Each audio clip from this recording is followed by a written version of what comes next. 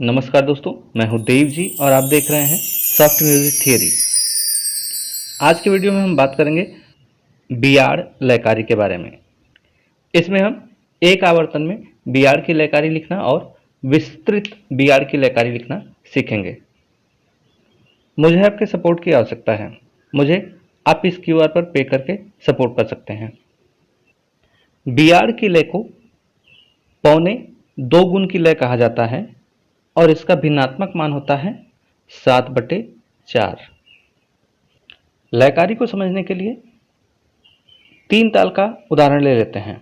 जैसा कि हम देख सकते हैं कि इस भिन्नात्मक मान में हर में 4 है, तो प्रत्येक बोल को 4-4 भागों में बांट लेना है, यानी कि एक बोल के बाद 3 अवग्रह लगा देना है, जो कि इस प्रकार से हो जाएगा। अब इस भिन्नात्मक मान में अंश में 7 लिखा हुआ है, यानी कि इसे 7 गुण की लयकारी की तरह से 7-7 बोलों का जोड़ा बना देना है आखिरी बोल की तरफ से।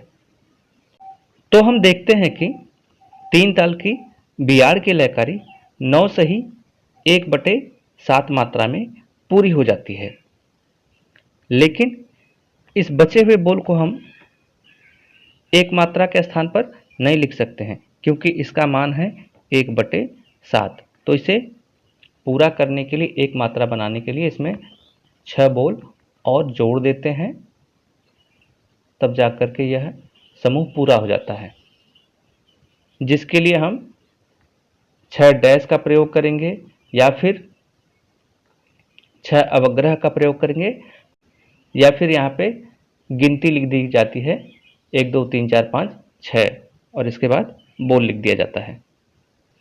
अब यहाँ पर देखेंगे तो ये कुल मिलाकर हमें 10 बोलों का समूह प्राप्त हो गया है, यानी कि 10 मात्राएं हो गई हैं। तो 3 ताल में शेष जो 6 मात्राएं हैं उनको आगे की तरफ से लिख लेंगे और 3 ताल के विभाग ताली खाली के अनुसार काट दिया जाएगा। तो ये हो जाएगा बियाड़ की लयकारी। यह जो लयकारी लिखने का तरीका है, इसे हम कहते हैं एक आवर्तन में लयकारी। अब अगर इसे हम विस्तृत रूप से देखेंगे तो हमें पहले देखना है कि लय का भिन्नात्मक मान कितना है। लय का भिन्नात्मक मान है 7/4।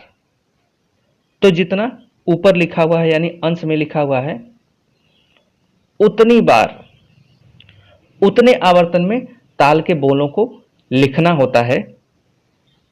उसके बाद जितना हर में लिखा हुआ है, यानी कि 4, उतने भागों में प्रत्येक बोल को बांट देना होता है, यानी कि प्रत्येक बोल के बाद 3-3 अवग्रह लगा देना होता है।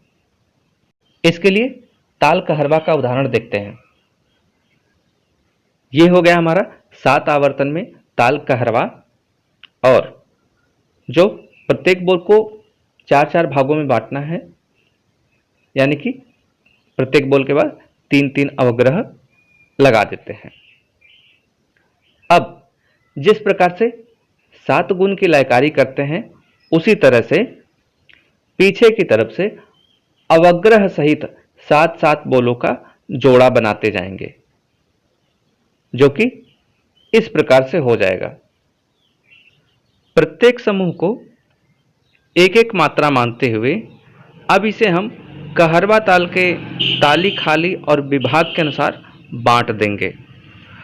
तो हमें कुल 4 आवर्तनों में 7/4 की लयकारी प्राप्त हो जाती है। इस तरीके का प्रयोग हम किसी अन्य ताल और किसी अन्य लय के साथ भी कर सकते हैं। जैसे यदि किसी ताल की कुआड़ की लयकारी करनी है विस्तृत रूप से, तो कुआड़ की लयकारी का भिन्नात्मक मान होता है 5/4। तो सबसे पहले उस ताल के सभी बोलों को 5 आवर्तन में लिख देना है और उसके बाद सभी बोलों को 4-4 भागों में बांट देना है, यानी कि प्रत्येक बोल के बाद 3-3 अवग्रह लगा देंगे। अब इसे अवग्रह को गिनते हुए 5 गुण की लयकारी जिस प्रकार से करते हैं, यानी 5-5 बोलों का जोड़ा बनाते जाते हैं, उस प्रकार से इसके जोड़े बना लेने हैं। इसके बाद ताल की विभाग ताली और खाली के अनुसार उसमें हम चिन्ह लगा देते हैं। मुझे उम्मीद है आपको ये कॉन्सेप्ट पसंद आया होगा। आपको ये वीडियो कैसा लगा कमेंट के माध्यम से हमें बता सकते हैं। मुझे सपोर्ट करने के लिए इस क्यूआर पर पे कर सकते हैं। धन्यवाद।